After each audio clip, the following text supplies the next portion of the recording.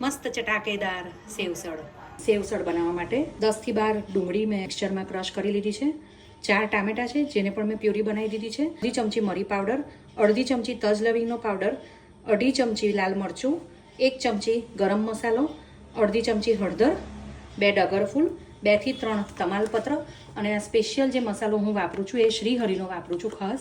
આ હું 1.5 થી 2 પેકેટ આમાં એડ કરીશ. સેવસળની ગ્રેવી બનાવવા માટે 6 થી 7 પરી તેલ જોઈશે. તેલ ગરમ થાય એટલે એમાં તમાલપત્ર, બાદિયા લીધા છે એ, ડુંગળી જે આપણે ક્રશ કરીને લીધી છે મધ્યમ આંચ પર ગુલાબી કલરની થાય ત્યાં સુધીને શેકી લેવાની છે. મસાલો, લાલ મરચું અને હળદર એ હું એડ કરી દઉં છું. સાથે અહીં મેં શ્રી હરિનો સેવસળનો મસાલો લીધો છે. હવે આ બધા મસાલાને ડુંગળી અને ટામેટાની ગ્રેવીમાં મિક્સ કરી અને 2 થી 5 મિનિટ માટે શેકાવા દઈશું. સફેદ વટાણાને મેં ધોઈને 3 થી 4 કલાક પલાળ્યા હતા અને કુકરમાં 2 જ વિસલ વગાડી અને એને બાફી લીધા છે. મસાલા શેકાઈ ગયા છે. હું એમાં અડધો કપ જેટલું પાણી એડ કરી રહી છું.